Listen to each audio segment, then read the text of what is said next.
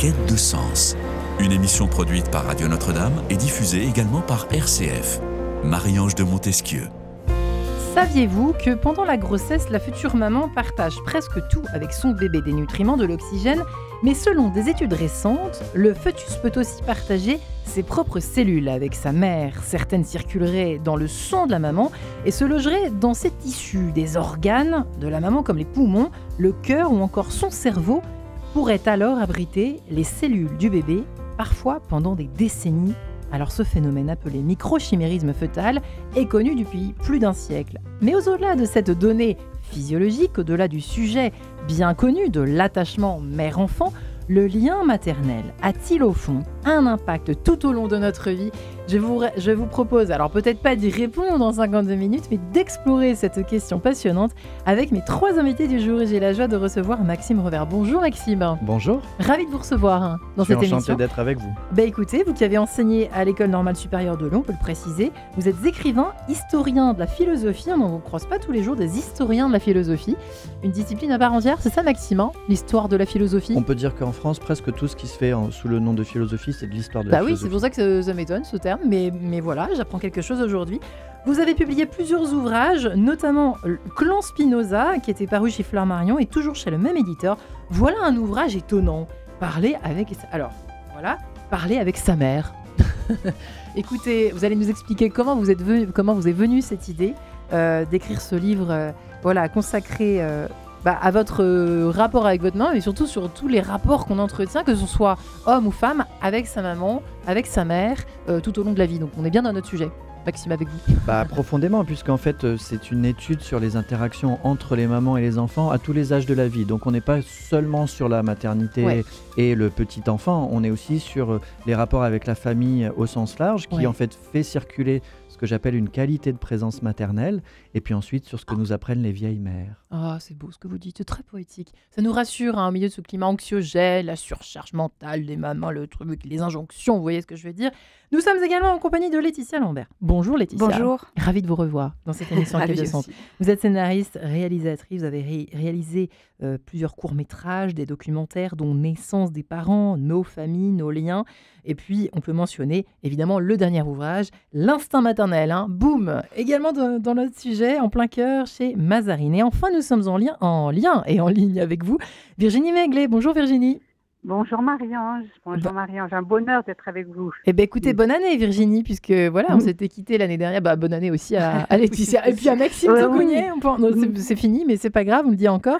Psychanalyste que vous êtes, spécialisé dans les dépendances affectives et les troubles de l'enfance. On peut mentionner parmi vos ouvrages Guérir de la peur de l'abandon aux éditions Erol Poche, et puis Frères et sœurs, guérir de ses blessures d'enfance, et évidemment le dernier consacré aux mères et aux fils, c'est ça, Virginie Maiglet? Oui, c'est ça, Entre mère et fils, qui est sorti là récemment, qui est Absolument. un ancien ouvrage d'ailleurs, mais qui semble d'actualité, mais qui vient de ressortir en poche, et j'en suis ravie. Alors, on va vous demander pourquoi mère et fille, c'est pas mère et fille, mais peut-être que c'est un projet à venir. Voilà. Mais c'est un projet qui est en train de... Je suis plongée vous êtes dedans, dessus. Écoutez, vous voyez. Je suis dessus. Il est prévu pour sans doute septembre 2025. Voilà. Alors, je vais commencer par parler de moi, grâce au livre, si vous le permettez, mes amis, de Maxime Revert. Alors, Maxime, chapitre 3, le problème de la valeur. C'est un agacement qui s'exprime parfois chez certains fils et filles bien-aimés. Leur mère s'est trop préoccupée d'eux. Son engagement affectif fait peser sur ces êtres chéris une pression pénible. Un peu comme si quelqu'un passait son temps à lire pas sur leur épaule, à s'appuyer sur leurs bras, à goûter ce qu'ils mangent ou à s'inquiéter du moindre. Vous avez enquêté chez moi ou comment ça se passe, Maxime? Non mais c'est dramatique. Pourquoi est-ce qu'on fait ça? Pourquoi est-ce qu'on est attaché comme ça ou alors pas? C'est quand même étonnant, cette espèce de lien comme ça qui commence d'une façon ou d'une autre. Soit en super, je sais pas, une espèce de super couvaison, je sais pas comment on peut dire ça, mais soit en toute super indifférence, c'est l'extrême inverse. J'imagine que ça existe aussi.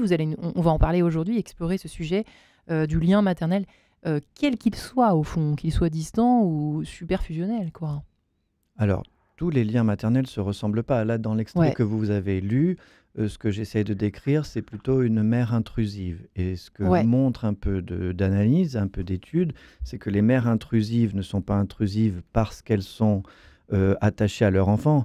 elles se surattachent à leur enfant parce qu'elles n'arrivent pas à exprimer, à trouver de la valeur à l'extérieur de cette relation-là, c'est-à-dire en tant que femmes dans leur vie d'individus humains à part entière, inclus dans une société. Et donc, plus une société empêche les femmes de s'exprimer, plus les mères seront intrusives. Donc, il y a là un rapport, si vous voulez, qui nous permet de désisoler, enfin de sortir la relation mère-enfant de son isolement, tout à fait théorique, et de rouvrir les yeux sur la réalité qui est celle pas seulement des mères, mais des femmes dans la mère. Waouh! Et c'est pour ça qu'on dit souvent qu'une maman heureuse, donc une femme heureuse, a des enfants qui sont beaucoup plus épanouis et heureux qu'une femme qui se sacrifie trop pour son enfant. Laetitia Lambert, ou pas? Est-ce que c'est un lien qu'on peut faire avec... Et boum! Oui, c'est une grande À vous de question. répondre. Non, moi, ma particularité, et ce que je raconte dans mon livre, c'est d'être partie d'un modèle que je n'avais plus, en fait.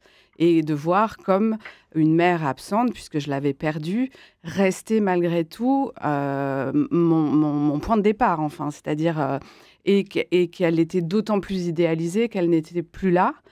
Et c'est vrai que je pense que, en tout cas, moi, je l'ai vécu comme ça, avec aussi beaucoup de bouleversements et puis de découvertes, parce que je ne m'attendais pas du tout à ce que ce soit un tsunami, en fait. Mais c'est vrai que c'est un long parcours pour je l'ai vécu comme ça, pour s'affranchir, en fait, de la mère qui était notre mère, hein, et de devenir une mère à part entière, pas forcément ni contre sa propre mère, ni dans la suite, mais de trouver son identité de mère, quoi. Est-ce qu'on peut s'affranchir, Virginie Megli? En fait, est-ce qu'on peut s'affranchir d'un lien maternel? C'est ça la question aussi. Le mot affranchir est un mot fort parce qu'effectivement, c'est s'affranchir, c'est pas forcément se séparer, c'est effectivement sortir de ce qu'on appelle, selon moi, la mode de son emprise. Mais j'ai envie de dire que presque en tant que mère, en tant que fille, j'ai envie de dire qu'une mère est presque par essence intrusive. Et qu'elle a aussi à apprendre à se défaire de l'enfant et l'enfant de son côté aussi à s'en défaire. Mais aussi une mère, selon effectivement son degré, entre guillemets, de pathologie, de souffrance, d'insécurité, elle peut avoir peur que l'enfant s'en éloigne. Car elle se sent mise en danger, soit parce que l'enfant est fragile, ça peut arriver aussi. Moi, c'est ce que j'ai pu remarquer dans la pratique, c'est comment une mère accepte que son enfant s'éloigne d'elle quand vraiment elle le sent en sécurité.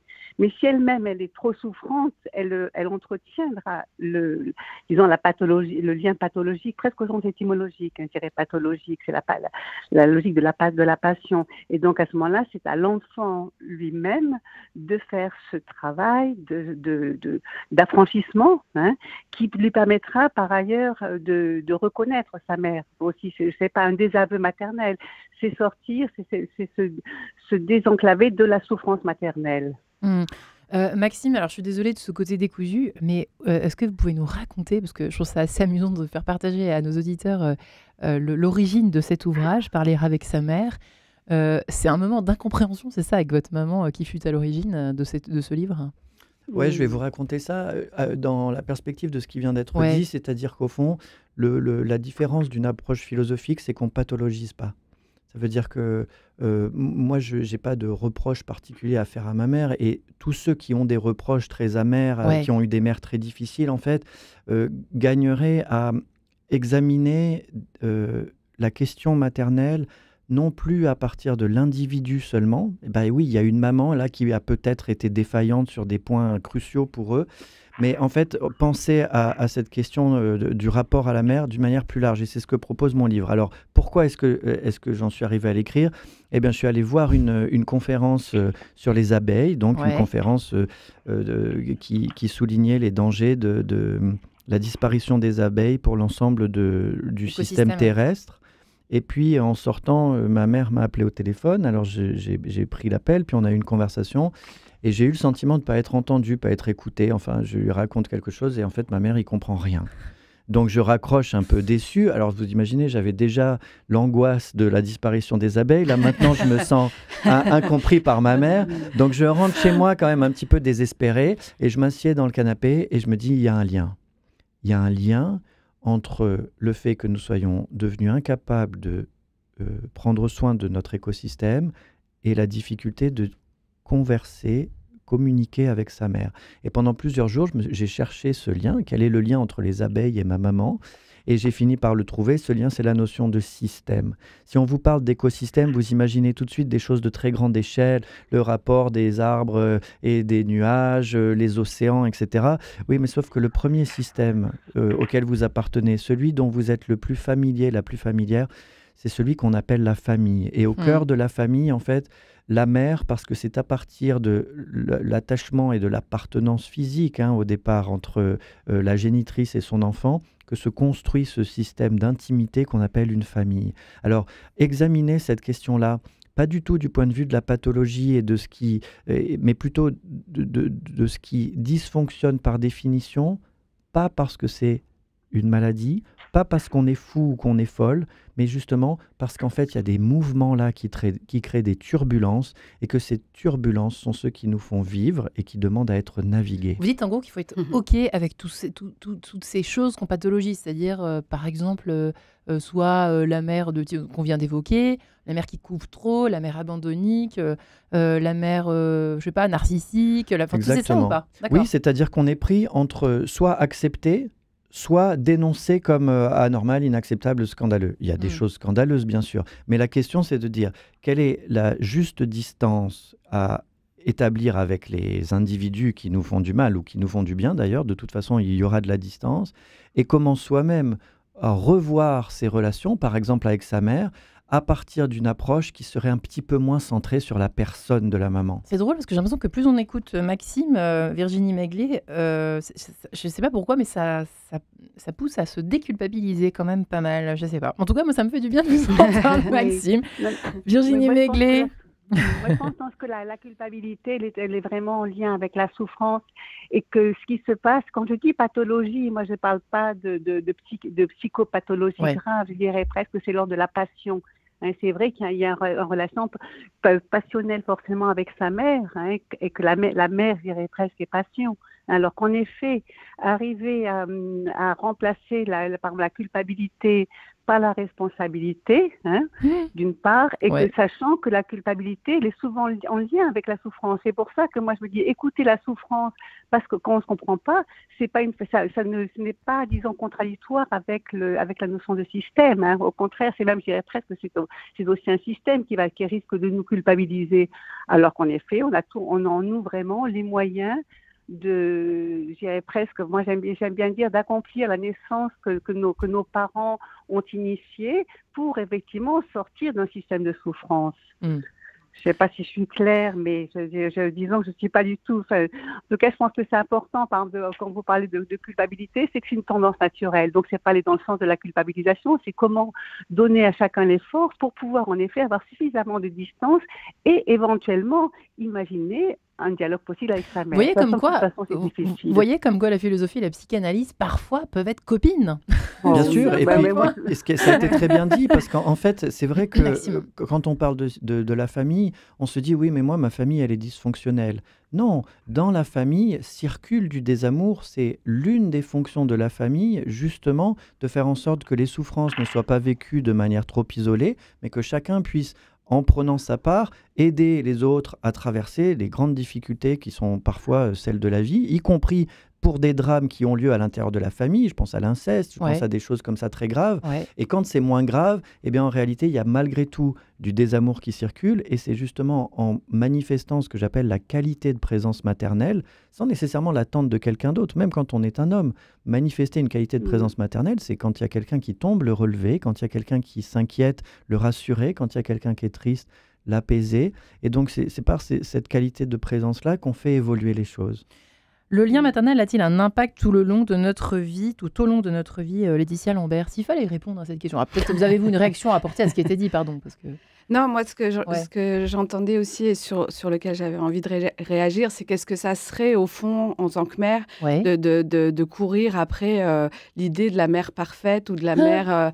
et je pense que c'est une quête qui est perdue d'avance. De toute façon, il y a aussi, sans que ça devienne forcément pathologique, etc., de tout ce que vous avez nommé dans notre rapport à nos enfants. Je pense qu'il est fait d'ambivalence, il est fait de nos propres... On veut tout être des mères parfaites ou pas? Est-ce que c'est universel de vouloir au départ à un Je moment pense donné qu'on se met une parfaite. pression, oui, forcément. Et puis encore socialement, il y a une sorte il y a des images véhiculées autour de ça auxquelles il est difficile de ne pas adhérer du tout. Mais il y a aussi de plus en plus de récits sur ce que c'est réellement. Enfin, c'est un fantasme en fait, la mère oui, pardon. Je vais même dire une chose, c'est que Maxime. c'est par leur volonté d'être parfaite que les mères deviennent dangereuses. Oh là, d'accord. Alors C'est- expliquez-vous, Maxime. Oui, je hein. pense aussi, ouais. Alors, il y a un pédiatre qui s'appelle Donald Winnicott Winnicott. qui a écrit cette phrase incroyable. Vient un moment où l'enfant a besoin d'une mère défaillante. Ça signifie que ce que j'ai listé dans mon travail comme étant une suite de fonctions maternelles, en fait, ce ne sont pas des devoirs qui doivent être remplis de manière parfaite. Au contraire, ce sont des fonctions qui sont en partie contradictoires. Ça veut dire que, par exemple, la fonction d'éducatrice peut être contraire à la fonction de soutien affectif. Parce que, justement, il y a des fois, il ne faudra pas apporter le soutien et laisser l'enfant se débrouiller, par exemple. Donc, vous voyez, les fonctions étant en contradiction les unes avec les autres, il n'y a pas de perfection qui tienne, puisque vous ne pouvez pas être à tous les endroits à la fois. Ouais. Et là, à nouveau, on est dans quelque chose de Ouais. très déculpabilisant, soit quand on est mère et qu'on essaye d'accompagner la croissance de ses enfants, soit quand on est enfant et qu'en se retournant vers la relation qu'on a eue avec sa mère, on s'aperçoit qu'au fond, tout ce qui était de l'ordre du dysfonctionnement a aussi favorisé le développement de qualités qui sont les nôtres aujourd'hui et qui nous permettent en retour de prendre le relais. Est-ce que vous pourriez transfuser ce message dans mon cerveau, Maxime, ou pas Mais c'est ce à quoi je travaille, c'est pour ça que je suis là. C'est aussi pour ça que j'ai fait un livre. Virginie Meglet aussi, d'ailleurs, j'aimerais bien une piqûre de vous trois, ce serait sympa parce que ça irait mieux. Sur la perfection, je peux que Winnicott et Pierre Inglis, ce sont les deux psychanalystes qui m'ont guidée, moi, dans mon travail à tous les niveaux. Donc, je peux vraiment qu'adhérer. C'est extraordinaire de voir à quel point cet homme a pu penser, Winnicott a pu penser la maternité avec une telle justesse et une telle générosité, alors que lui-même n'avait même pas eu d'enfant. Donc c'est comme s'il avait presque parlé à la place d'une mère, à la place de toutes les mères. Mais cette idée de perfection, moi j'aime bien l'aborder parce que c'est une idée qui m'interroge presque au quotidien. Et je pense que vouloir être parfait, non, ou parfait ou parfaite, d'ailleurs j'ai mis peut-être au neutre pour dire, mais en contrepartie, moi j'ai l'impression qu'on est guidé par une idée de perfection qui est très abstraite et que justement savoir que cette idée est irréalisable. Mais que d'un autre côté, alors effectivement, il y a la pression de la société qui nous ferait croire à l'idée d'une mère parfaite. Non, ça n'existe pas et c'est dramatique. Et c'est pour ça que la mère, c'est mal traduit, mais suffisamment bonne. C'est soyez juste ce qu'il faut pour votre enfant. Si vous n'êtes pas effectivement destructrice, vous serez suffisamment bonne. Mais ce qui n'empêche que, je me dis, en tant que mère et peut-être qu'en tant qu'être humain, il y a quelque part, on est peut-être guidé par la perfection et qu'il ne s'agit pas donc de réaliser cette perfection sur Terre, mais que malgré tout, ça nous met quand même en lien avec l'univers et que, voilà, comme la perfection, on peut la trouver dans la beauté d'un coucher de soleil, c'est aussi ce qui peut nous guider aussi dans notre amour pour nos enfants. Une sorte de guide, les yeux de la mama. Merci Virginie Meglet. Maxime Revers, Laetitia Lambert, on se retrouve juste après Kenji Girac, si vous le permettez. À tout de suite.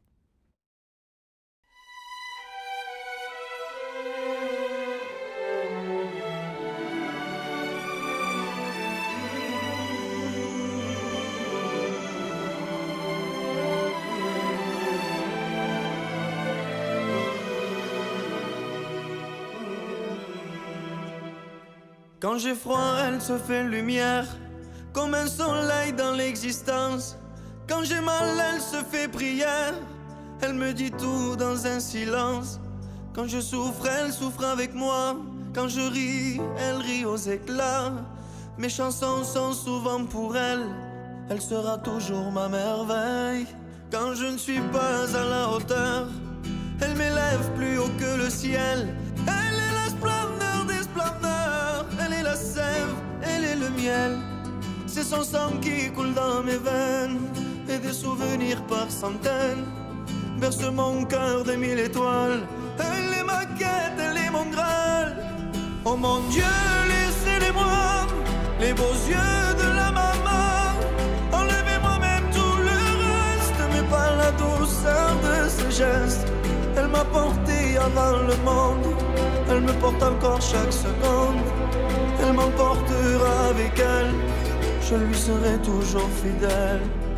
Quand je me blesse, elle est douceur, comme une caresse dans l'existence. Quand j'abandonne, elle devient lionne et me relève avec patience. Quand j'ai la folie des grandeurs, elle me ramène sans me faire mal. Elle est dans ce monde infernal, mon étoile parmi les étoiles. Oh mon Dieu, laissez-les-moi, les beaux yeux de la maman. Enlevez-moi même tout le reste, mais pas la douceur de ses gestes. Elle m'a porté avant le monde, elle me porte encore chaque seconde. Elle m'apportera avec elle, je lui serai toujours fidèle.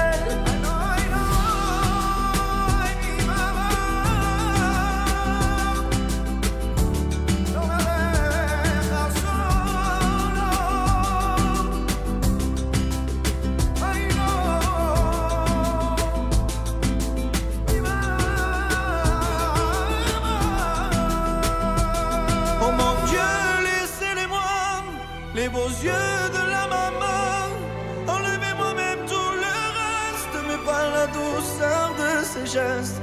Elle m'a porté avant le monde, elle me porte encore chaque seconde. Elle m'emportera avec elle, je lui serai toujours fidèle.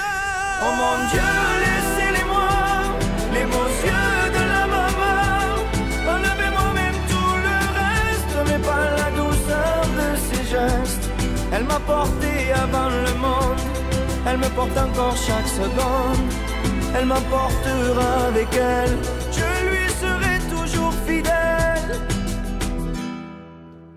Et nous voilà de retour dans cette émission consacrée au lien maternel. Mesdames et messieurs, a-t-il un impact tout au long de notre vie ?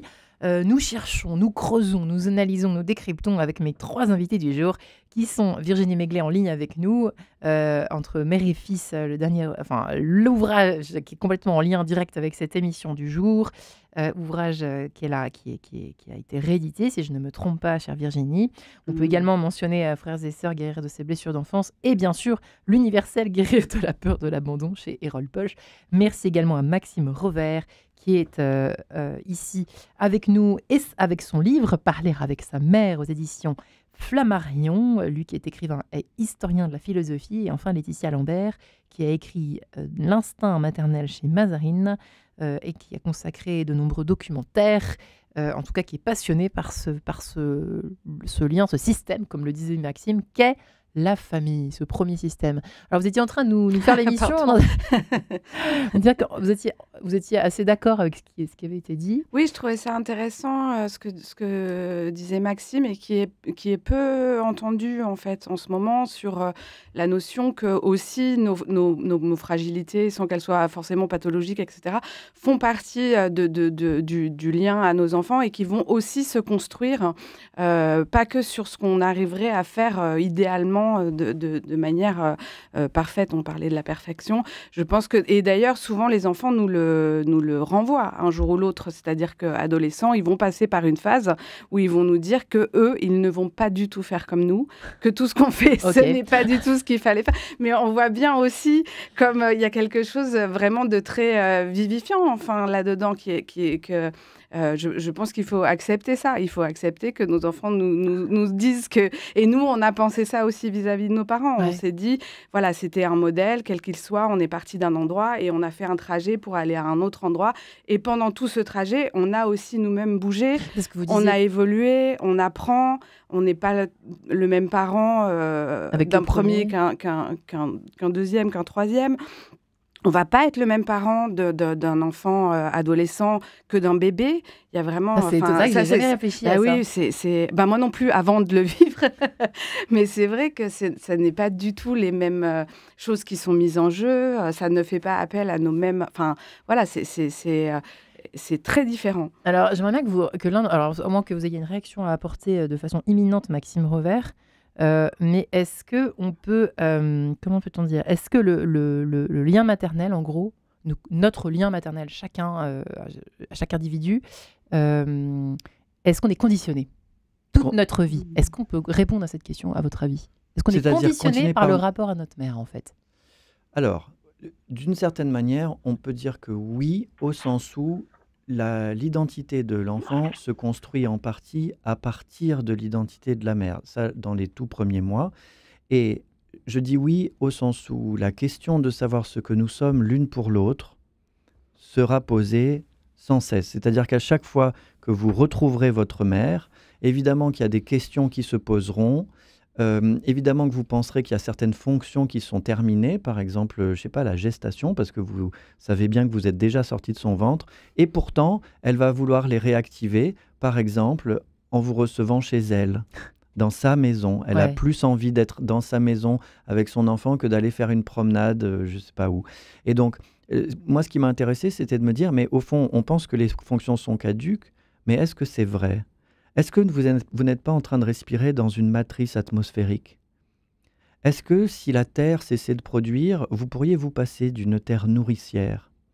Et lorsqu'on réfléchit de cette manière-là, on s'aperçoit qu'en réalité, non, nous sommes en contact avec des fonctions maternelles en permanence. On ne pourrait pas vivre sans mère, d'une certaine manière, sauf que cette mère n'est plus le petit individu humain qu'on appelle maman. La mère, c'est beaucoup plus vaste que ça.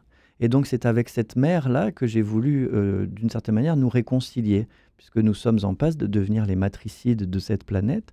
Et avant que les choses soient accomplies, l'idée, c'est de dire, comprenez ce qui nous unit à nos mères, comprenez aussi ce qui nous en divise, et recherchons ensemble à réactiver des fonctions maternelles de manière à ce que nous puissions vivre et nous comporter en fils et en filles aimants d'une chose plus grande que nous et qui est plus grande que les humains. Alors, ce n'est pas exactement la terre-mère parce que ce serait un petit peu exagéré. Non, mais surtout, on ne peut pas subjectiver, on ne peut pas en faire une subjectivité. Ce n'est pas un individu qui, à son tour, prendrait soin de nous. La matrice atmosphérique, si vous voulez, ce n'est pas un individu, ce n'est pas une subjectivité.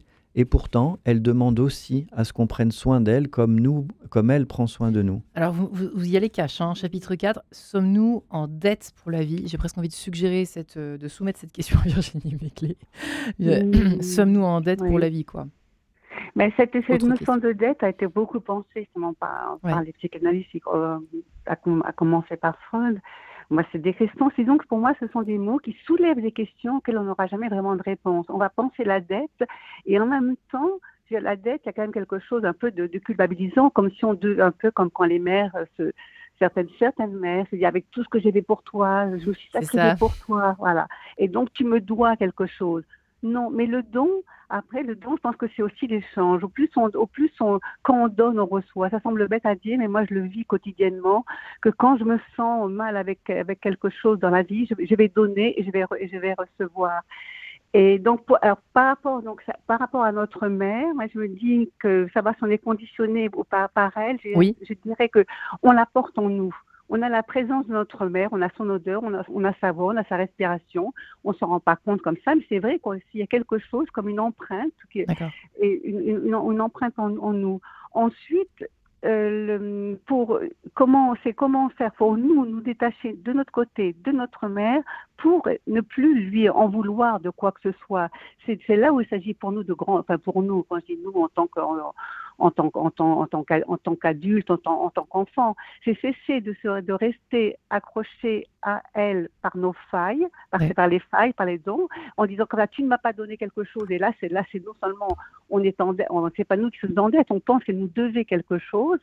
Et puis cesser de rester attaché par ça pour pouvoir la retrouver ensuite. Et là, je trouve que ce que vient de dire Maxime Revers est très beau par rapport à le maternel, dépasse la mère. Mais cela étant, une mère est mère éternellement. Et c'est vrai qu'en tant qu'enfant, on aimerait à un moment donné être égal de sa mère, mais on ne sera jamais la mère de sa mère. Et ça, c'est peut-être quelque chose qu'il faut vraiment penser aussi. On est mère presque malgré soi une fois qu'on l'a été, et on l'est éternellement. Et donc, on va demander à notre mère d'être autrement, elle ne pourra pas être autrement. Alors, Maxime a une réaction. Oui, en fait, dans le grand âge, je travaille depuis plusieurs années maintenant avec les équipes d'EHPAD. Dans le grand âge, une partie de l'inconfort des enfants est souvent issue de cette idée qu'on ne doit pas être la mère de sa mère.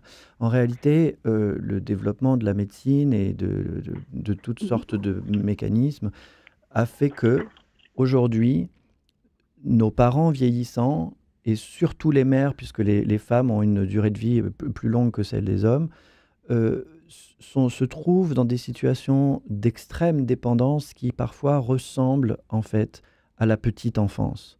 Et dans ces situations-là, pas seulement leurs enfants, mais parfois toute la famille, et parfois seulement une partie de la famille, et parfois même ce qu'on appelle des proches aidants, c'est-à-dire des gens qui sont proches de la personne, mais qui ne sont pas liés à elle génétiquement.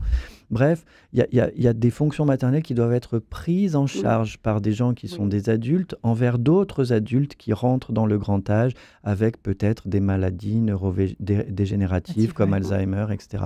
Et donc dans ces moments-là, je crois qu'il y a un scrupule qui doit être dépassé et qui est d'autant plus facilement dépassé que justement on comprend ce qui se joue. Et ce que j'essaye de montrer, d'en parler avec sa mère, c'est que là, il y a un nouveau dialogue qui s'instaure dans des dimensions d'existence nouvelles, en fait qui ne devraient pas l'être, mais qui pour nous sont nouvelles. Par exemple, dans la simple présence, dans la puissance d'un contact prolongé, main à main, dans des choses extrêmement simples dont on se dit « Oh là là, c'est à ça que se réduit la vie de ma mère maintenant », alors qu'en réalité, il y a des choses extrêmement profondes, bien plus profondes que les conversations d'adultes où on ne se comprend pas et qui sont très importantes. Ouais. Alors, Laetitia Lambert, allez-y Virginie, puis après Laetitia aura peut-être un mot dire. Oui, allez-y Virginie. Non, quand je dis on ne peut pas être mère de sa mère, ça c'est parce que c'est quelque chose que moi je vois beaucoup parmi des adolescents ou des jeunes personnes qui à un moment donné voudraient comme inverser les rôles. Car par ça qu'il y a des gestes empathiques, des gestes maternels bien entendu, mais même ça, il ne faut pas attendre que sa mère soit que sa mère soit vieille simplement. Hein, ça ne retire pas l'empathie, la bonté et des gestes effectivement de l'ordre maternel. Mais quand je dis on ne peut pas être mère de sa mère, c'est qu'on ne peut pas inverser les rôles. Et qu'effectivement, et voilà, c'est vous êtes d'accord en fait. Pas qu'il y ait le malentendu là-dessus. Effectivement. Bon, bref, on verra après. Laetitia Lambert là-dedans. Vous êtes pour qui? Ah non, je compte pas jouer ce rôle-là. Le conditionnement, déjà, ça vous parle? Le conditionnement à vie? Bah oui, mais après, moi, dans une certaine mesure, je le vis, comment dire, de l'autre côté du miroir, puisque c'est à partir d'une absence en fait que je c'est intéressant que je vis et que mais c'est vrai que petit à petit j'ai vu qu'en dehors de l'absence, enfin du manque, ma mère continue d'être présente. Et je peux la retrouver dans d'autres liens en fait que je tisse dans ma vie. Et je ne le vis plus maintenant comme quelque chose qui part du manque. C'est-à-dire que c'est aussi joyeux pour moi de voir des figures autour de moi qui sont que je projette à cet endroit-là, parce que la différence d'âge fait que, etc. Mais maintenant, c'est quelque chose que j'apprécie. Après, ça reste... une référence quand même, parce que je sais que, par exemple, l'âge qu'avait ma mère quand elle est partie, pour moi, quand je me projette, c'est l'âge de la fin de vie. Enfin, et un jour, il faudra que j'ai, si rien ne m'arrive d'ici là, un âge que ma mère n'a jamais eu, par exemple. Et ça continue d'être un vertige. Mais le fait de pouvoir envisager ce lien et de le pouvoir trouver ailleurs que dans le lien réel à ma propre mère, ou même je vois le livre par exemple, elle était là en souterrain et elle m'a, je pense, accompagnée. Enfin, c'était comme c'était comme poursuivre un dialogue avec ma mère que d'écrire sur son absence et sur comment moi je suis devenue mère à partir de là, quoi. C'est magnifique ce que vous racontez en tout cas dans ce livre et puis même sur notre antenne, chère Laetitia Lambert. Et c'est vrai que je crois me souvenir, juste avant que nous nous séparions encore quelques instants, Virginie Méglet, que dans le mot, vous le dites, dans l'un de vos livres, dans abandon, il y a don. Abandon, il y a don. Alors, voilà, quel que soit le type d'abandon, évidemment, parce que la mort peut être pour un enfant, la mort d'un parent peut représenter une forme d'abandon, mais c'est vrai que c'est assez édifiant que même les mots en eux-mêmes sont parfois lourds de sens. Voilà. Eh bien, écoutez, je vous laisse en compagnie de Kate Bush, tout simplement. Je nous laisse en compagnie avec Mother Stands for Comfort. Et oui, à juste titre, à tout de suite.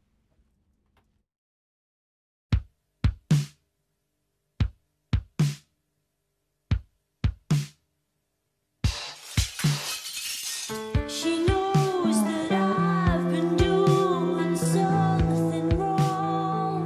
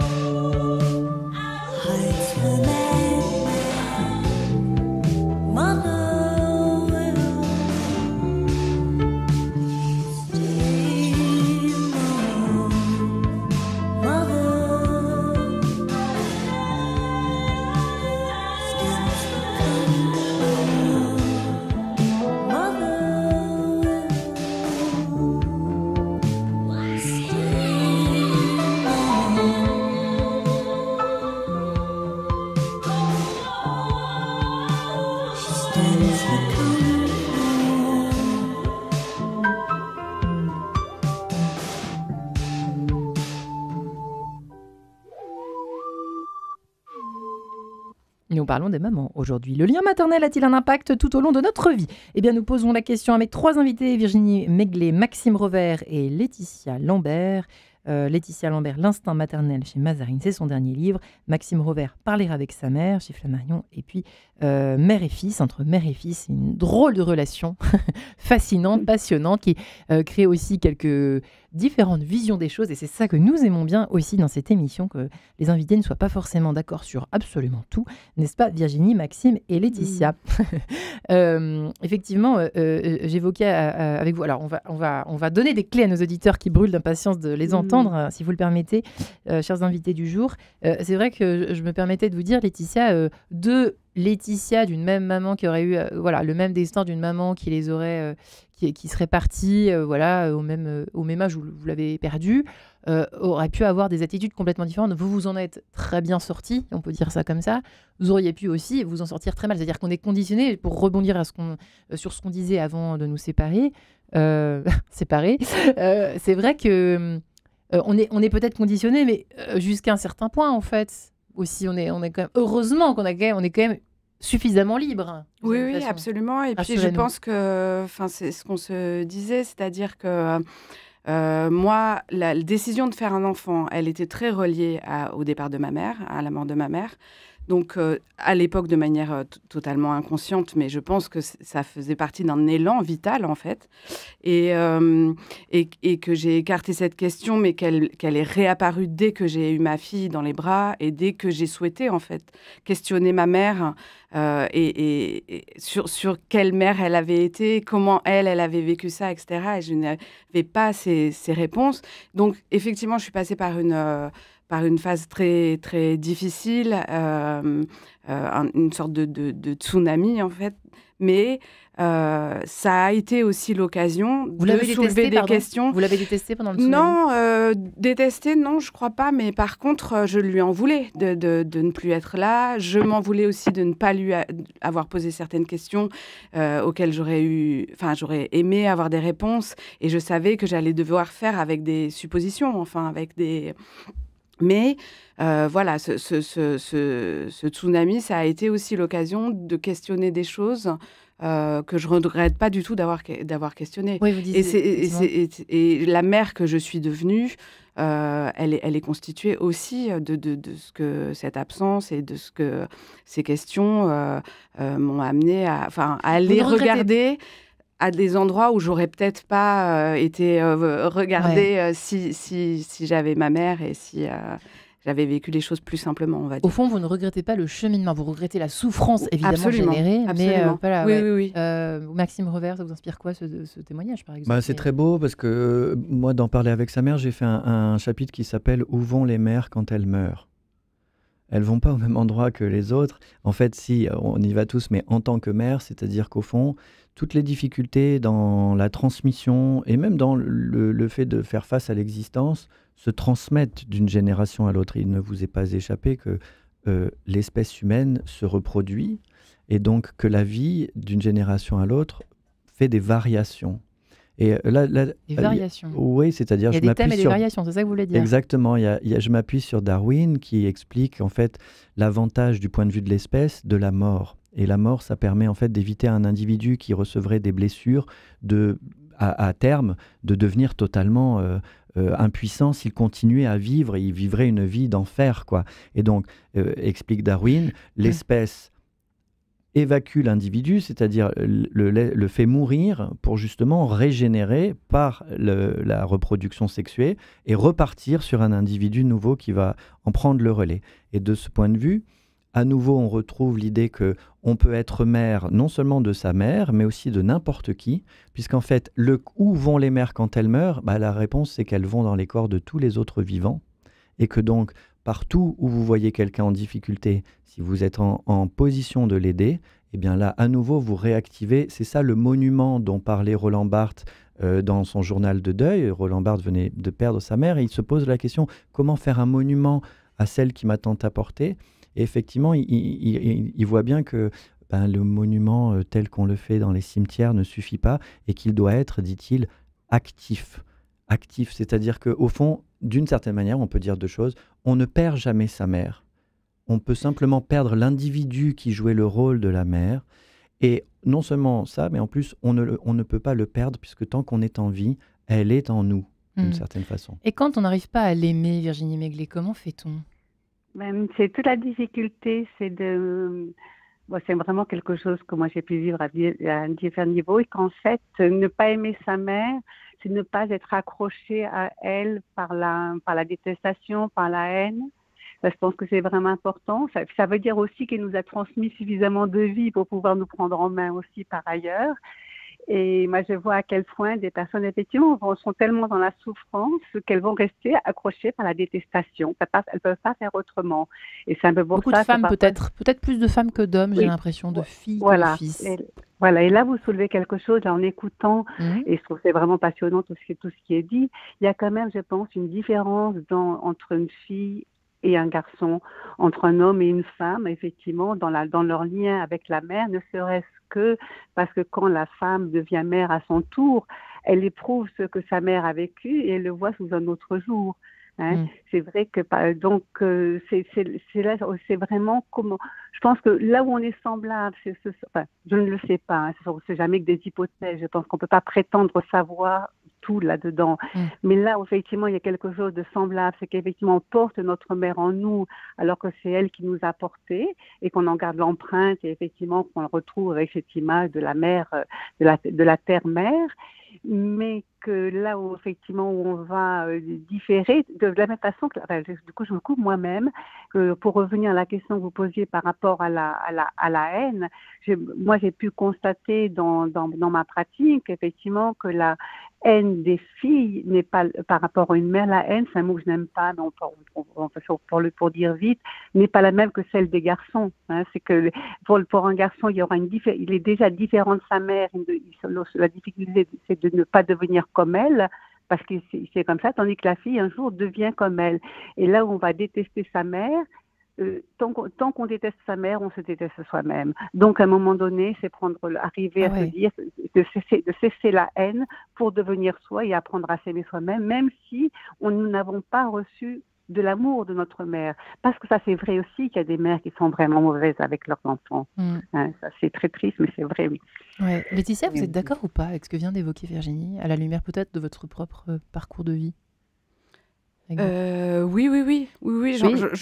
De toute façon, j'entends la haine comme quelque chose qui, justement, pour moi, ça empêche la séparation. De continuer d'être dans un rapport comme ça, de reproches. Et donc, on peut toujours trouver pas une qualité, pardon, mais vous voyez ce que je veux dire ? Comment vous donner, par exemple, à des personnes qui sont encore dans le ressentiment, en tout cas, si c'est la haine, mais... Voyez ce que je veux dire ? C'est une forme de dépendance aussi. J'ai l'impression, qu'il y a quelque chose qui n'arrive pas à se séparer d'eux et qui continue de fonctionner dans ce type de lien. Mais pour moi, c'est un peu l'antithèse, mais ça participe de la même chose que d'un enfant qui n'arrive pas à se détacher de sa mère pour d'autres raisons. Oui, je trouve ça assez juste. Après, sur la question des filles et des garçons, je ne sais pas ce que je peux dire. En tout cas, ce qui est intéressant dans la question d'une mère qu'on n'aime pas, en fait, c'est justement qu'au fond, c'est pas grave. Ça veut dire que il faut bien comprendre qu'on n'est pas tenu d'avoir envers l'individu qui nous a portés ou qui nous a éduqués une passion amoureuse folle. Tout le monde n'est pas l'enfant de, je sais pas moi, Madame de Sévigné qui était folle de sa fille et sa fille folle d'elle. Et il y avait comme ça entre les deux êtres une affection, une familiarité, une tendresse, etc. que tout le monde ne partage pas avec sa mère. En revanche, une fois qu'on a bien dit qu'on n'était pas tenu d'adorer sa mère, en fait, il vaut la peine de prendre du recul et de bien comprendre que, en fait, notre rapport à la maternité ne se limite pas du tout à ce seul individu. Et qu'une fois qu'on a trouvé la distance à laquelle on devient soi-même, c'est-à-dire qu'on est capable soi-même de manifester une certaine qualité de présence, en fait, c'est bizarre à dire, mais c'est comme ça, plus on comprend justement les enjeux de ce que c'est que l'existence, plus inversement, on va être en mesure de regarder sa propre mère, pas du point de vue de ses défauts et de tout ce qu'elle n'a pas su faire, mais plutôt avec un œil généreux, où justement on est capable de manifester cette qualité de présence, y compris à l'égard de cette personne-là. En fait, c'est un immense pardon que vous offrez à travers ce livre. C'est un grand travail, le pardon. Ouais, j'ai consacré un livre qui s'appelle « Se vouloir du bien et se faire du mal » à la question de la dispute. Et c'est vrai que à ce titre-là, j'avais découvert que le pardon, en fait, c'est pas du tout un geste comme ça qui serait connoté fortement comme un devoir moral, voilà, mais plutôt la dynamique qui fait qu'on lâche ses souffrances à un moment. Et c'est de ça qu'on parle au fond. Lorsqu'entre la mère et l'enfant, beaucoup de souffrances à circuler, c'est parfois difficile de laisser aller cette souffrance au passé et de la remplacer par quelque chose qui, encore une fois, peut être très simple, de l'ordre de la présence. Moi, je trouve ça très beau et je trouve ça aussi très juste en tant que mère. C'est-à-dire que faire ce chemin et accepter à des moments donnés de voir chez notre enfant qu'il n'apprécie pas telle chose chez nous et que ça soit possiblement presque drôle, en fait, qu'il voit nos limites, qu'il nous remette en cause sur tel et tel aspect de ce qu'on est et d'accepter comme faisant partie du lien et de ne pas attendre de lui de voir toujours qu'il nous aime. Ouais. Excusez-moi, mais ça, c'est un gros travail. Je pense que Virginie va être d'accord avec ça, j'imagine. Parce que ça, franchement, si ça n'est pas vrai, qu'est-ce qu'il est aujourd'hui? C'est terrible. Mais ça, c'est grandir. Non, mais ça, c'est effectivement, c'est grandir. Et je pense que c'est la beauté de prendre soin de soi, que ce soit d'un point de vue spirituel, psychanalytique, philosophique. À un moment donné, c'est ce travail de détachement. Et effectivement, au contraire, je pense que du côté de la mère et du côté de l'enfant, je veux dire, finalement, maman est un autre que moi, enfin une autre que moi. C'est bête à dire, mais... Voilà, c'est sortir de la fusion. Et à ce moment-là, bien sûr, que c'est même plus... oui, c'était comme ça m'a fait mal, mais j'en souffre plus. Ouais. Voilà, ça, c'est sortir de la souffrance. Et moi, ça m'émeut forcément parce que ça fait partie de ma pratique. Et je veux dire... Voilà, quand on grandit, ça relaisse place à de l'amour et quoi qu'il en soit, c'est le plus important. La première question à se poser, et ce sera peut-être la dernière question avant de se séparer définitivement, jusqu'au prochain ouvrage quand même. On ne se sépare jamais, on reprend ses distances. Ah, c'est beau. Ou on se quitte pour mieux se retrouver. Allez. Oui, c'est vraiment. Bientôt, on va consacrer une émission aux fins. Pourquoi on a du mal à finir les choses, vous voyez. Bref, Maxime, s'il y avait peut-être le premier travail à faire quand on se sent mal à l'aise avec sa mère, on en voit beaucoup, on en connaît autour de nous, même nous-mêmes, peut-être autour de cette table, j'en sais rien. Mais quel est le premier conseil que vous donneriez aux auditeurs? Vous voyez, première chose à faire, au fond, quand on se sent mal à l'aise avec sa mère, qu'est-ce qu'on fait? On va en librairie, on achète Parler avec sa mère. Pas mal. Alors, ça, c'est l'urgence. Une fois que vous aurez fait ça, qu'est-ce qui va se passer? Parce que finalement, c'est ça la question. Vous vous rendez compte que vous venez juste de me demander une prescription.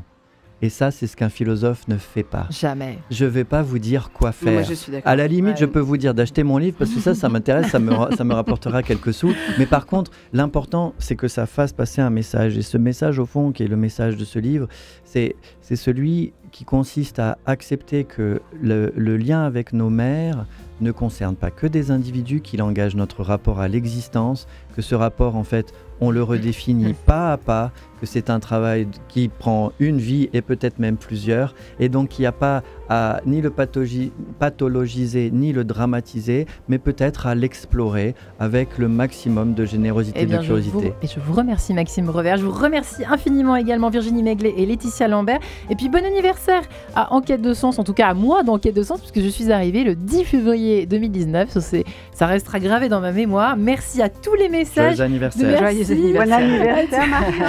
On va sortir le champagne, je crois quand même, ça se mérite. Effectivement, enfin, c'est pas que ça se mérite, c'est que voilà, nous avons, avec Jessica Vigny, que je salue et que j'embrasse chaleureusement, surmonté les tempêtes, à commencer par celle du Covid, avec laquelle nous avons commencé cette aventure d'Enquête de Sens. Et en fait, ça nous a propulsés dans une autre dimension. Et donc, je remercie tous les messages d'amour et d'attachement des auditeurs vis-à-vis de cette émission Quête de Sens, que j'ai la joie de continuer à animer en votre présence, chers invités, que vous êtes vous aujourd'hui. Merci à vous. Merci à vous.